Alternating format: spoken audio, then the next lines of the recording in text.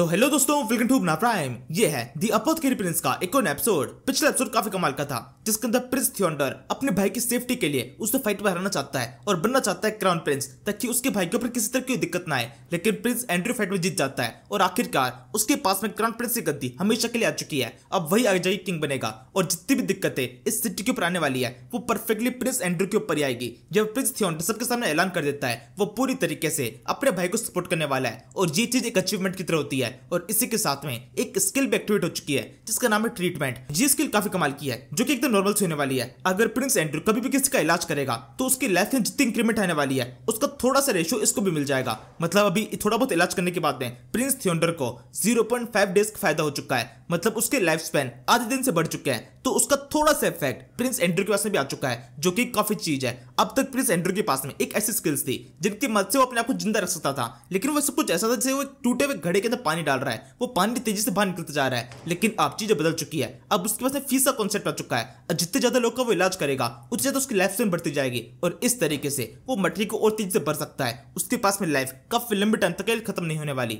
जब एंड्रयू इस सब को सोच रहा है, इस समय किंग उसके पास में आता है। उससे सवाल करने लगता है कि तुमने अरसान कोर स्किल कब सीखी? ये तो काफी मुश्किल स्किल है, तुम इसे कैसे सीख पाए? इस समय एंड्रयू ऑब्वियसली किसी को बता नहीं सकता कि उसने ये स्किल सुई चुबो चुबो के और काड़ा पी पी के सीखी है। वो सबको यही बोल देता है कि उसको इसके बारे में कुछ भी नहीं पता। फाइट करते करते अपने आप ही पावर एक्टिवेट हो गई, वो इसके बारे में कुछ भी नहीं जानता। तो किंग खुद से एक्सप्लेन करता है, असल में जब ये दोनों बच्चे मतलब दोनों प्रिंस छोटे बच्चे थे, उस टाइम पर ही उसने हार्ट के अंदर इस पावर को एक्टिवेट कर दिया था। मतलब दोनों के बच्चों के हार्ट के अंदर अरसान कोर स्किल उनके बचपन से थी, लेकिन इस पावर को पूरी तरह से एक्टिवेट करने के लिए काफी ज्यादा ट्रेनिंग करनी पड़ती है। लेकिन क्योंकि प्रिंस एंड्रयू बहुत ज्यादा बीमार रहता था, तो इस वजह से कभी भी वो इस तरह की ट्रेनिंग नहीं कर पाया अपने पावर को एक्टिवेट करने के लिए, और ना ही कभी वो इस तरह की ट्रेनिंग कर सकता था। उसकी मेडिकल हालत बहुत ज्यादा खराब थी इस पावर को एक्टिवेट करने के लिए। लेकिन अब चमत्कार हो चुका है, प्रिंस एंड्रयू ने न जाने कैसे इस पावर को एक्टिवेट कर लिया और इसी वजह से किंग यहाँ पर सबके सामने प्रिंस एंड्रयू को कंग्रेचुलेट विश कर रहा होता है कि तुमने कमाल कर दिया है, अपनी खराब मेडिकल हालत के होते हुए भी तुमने इस पावर को एक्टिवेट कर लिया, ये एक चमत्कार है। इसके बाद में एक अजीब सा गेम शुरू हो जाता है। इस समय तक प्रिंस एंड्रयू एकदम शांत है। किंग आगे बोलता है, तुमने मेरी उम्मीदों को तोड़ दिया है, मुझे लगा था तुम इस फाइट में हारने वाले हो।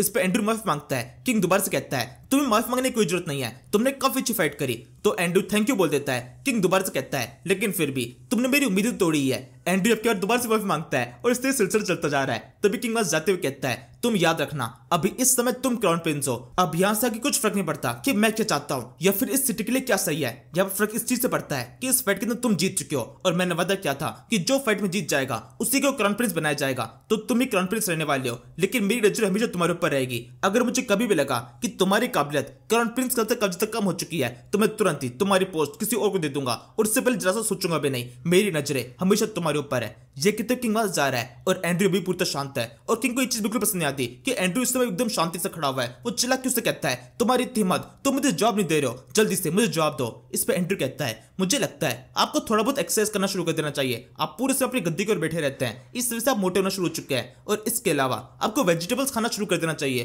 क्योंकि आपकी सेहत के लिए वो ज्यादा जरूरी है। आपके मोटापे के कारण आपकी हेल्थ और ज्यादा खराब होती जा रही है और इस तरीके से आपका लाइफ स्पेन ज्यादा लंबा नहीं रहेगा। और इसके अलावा मैं आपको कुछ दवाई सजेस्ट कर सकता हूँ जिनसे आपको बहुत ज्यादा फायदा होने वाला है। ये कहते हुए एंड्रयू लगातार बोलता जाता है, एक डॉक्टर की तरह वो लगातार दवाई गिराता जा रहा है। और ये बात किंग को बिल्कुल पसंद नहीं आती कि अब तो बोलना शुरू किया तो बोलता ही जा रहा है। वो उससे कहता है, तुम होते कौन हो मुझे सब कुछ बताने वाले? तुम मुझे मत सिखाओ कि मुझे क्या करना है, तुम मेरे कोई एडवाइजर नहीं हो, तुम्हें इस सब के बारे में कुछ भी नहीं पता। इसमें एंड्रयू कहता है, मानो ना मानो मुझे काफी कुछ पता है, मैं एक जीनियस हूँ। और इसी के साथ फिलहाल के लिए ये बात कहीं पे खत्म हो जाती है। ऑब्वियसली वो एक किंग है, इतनी बड़ी सिटी का राजा है, इस छोटी सी बकवास के बजाय ध्यान नहीं देगा, वो वहां से चला जाता है। और अब इसके बाद में इस किंग का दूसरा चेहरा दिखाई देता है। ये किंग एक तांगे में सवार होकर किस जगह सफर पर निकला हुआ है और लगातार अपने बेटे के बारे में सोच रहा होता है, अपने बेटे रकेल एंड्रयू मैग्नेटो के बारे में, कि उसने किस तरीके से इस फाइट के अंदर जीत हासिल की। वो फाइट काफी सुंदर तरीके से लड़ रहा था, लेकिन फिर भी इससे ये बात नहीं बदल सकती कि वो बहुत ज्यादा बीमार है और कुछ टाइम के अंदर उसकी मौत हो सकती है। इस समय अपने बेटे की काफी चिंता कर रहा होता है और साथ में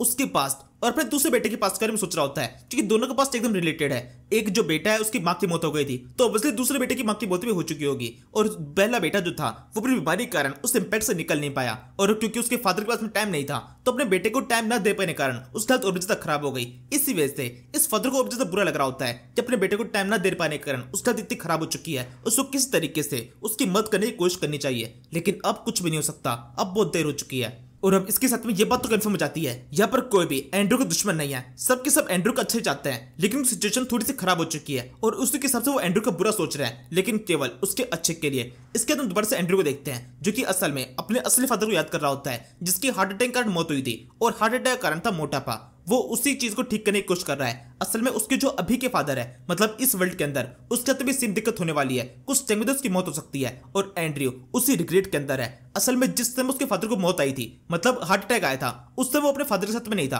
पढ़ाई का बहाना बोलकर अपने दोस्तों के साथ में खेलने के लिए चला गया था। लेकिन जब वो वापस लौटा, उसके फादर की मौत हो चुकी थी। अगर वो अपने फादर के साथ में होता तो चांसेस हो सकते थे वो अपने फादर को बचाने की कोशिश कर सकता था, लेकिन काफी ज्यादा देर हो गई। अब वो इस देर को इस जगह पे नहीं करना चाहता। वो हार्ट अटैक आने से पहले ही अपने फादर, मतलब इस दुनिया के जो उसके फादर है, उसको बचा लेना चाहता है। और इसके अलावा इसके और भी ज्यादा फायदे हैं। अगर उसने अपने फादर की लाइफ को बचा लिया तो उसका कुछ लाइफ स्पैन उसको अपनी इस जिंदगी के अंदर मिल जाएगा। और उसका मतलब दोनों तरफ से फायदा है, एक तो उसका फादर बच जाएगा और एक वो खुद भी बचेगा।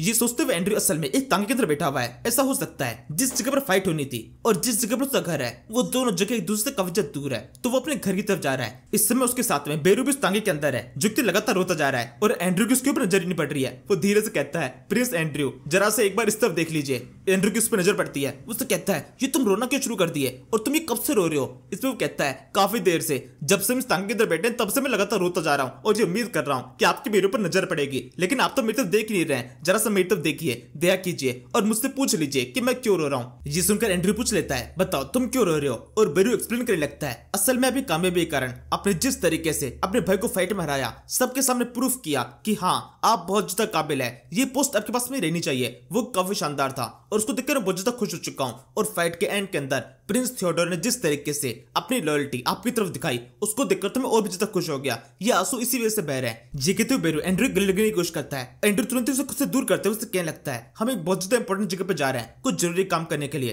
तुम भी मेरे साथ में चलना। और फिर इसके बाद में ये लोग एक रेस्टोरेंट के अंदर पहुंच जाते हैं। असल में ये रेस्टोरेंट इस सिटी के 4 सबसे बड़े रेस्टोरेंट में से एक है और अभी इस समय इस रेस्टोरेंट के अंदर बहुत ज्यादा कमाल होने वाला है। ये यहाँ पर आराम से बैठे हुए होते हैं। ऑर्डर लेने के लिए एक वेटर इस जगह पर आता है, उनसे ऑर्डर लिया जाता है और इसके अंदर एंड्रयू अपना ऑर्डर देता है। उसको व्हाइट सॉस पास्ता चाहिए, लेकिन जो पास्ता हो वो व्हाइट सॉस से अलग होनी चाहिए, मतलब पास्ता को और व्हाइट सॉस को अलग अलग लेके आना। इसके बाद अगला ऑर्डर देता है, मुझे वेजिटेबल सलाद चाहिए, लेकिन उसके अंदर वेजिटेबल्स नहीं होने चाहिए। तीसरा ऑर्डर आता है जिसके अंदर उसे ग्रेप वाइन चाहिए, लेकिन वाइन के अंदर बिल्कुल भी ग्रेप्स ना हो। ये ऑर्डर बहुत ज्यादा अजीब सा होता है और एंड्रयू बड़े कॉन्फिडेंस से इस ऑर्डर को दे रहा होता है। बेरू भी एकदम चौंक के बैठा हुआ है, ये किस तरह की डिशेज है, ये सब क्या है? ग्रेप वाइन बिना ग्रेप के और पास्ता व्हाइट सॉस पास्ता, जिसमें पास्ता व्हाइट सॉस से अलग है, ये किस तरह का ऑर्डर होता है? लेकिन तभी कुछ चमत्कार होता है। वो वेटर जो कि ऑर्डर को लेने के लिए आया था, वो चौंकता नहीं है। वो इधर नॉर्मली इनसे कहता है, आप लोग मेरे साथ में आइए। और इसी के साथ में एंड्रयू और बेरू दोनों उसको पीछा करना शुरू कर देते हैं। बेरू सवाल करता है, हम इसके पीछे पीछे क्यों जा रहे हैं? हमें इसके पीछे जाने की बिल्कुल भी जरूरत नहीं है, ये आपकी सेफ्टी के लिए ठीक नहीं है।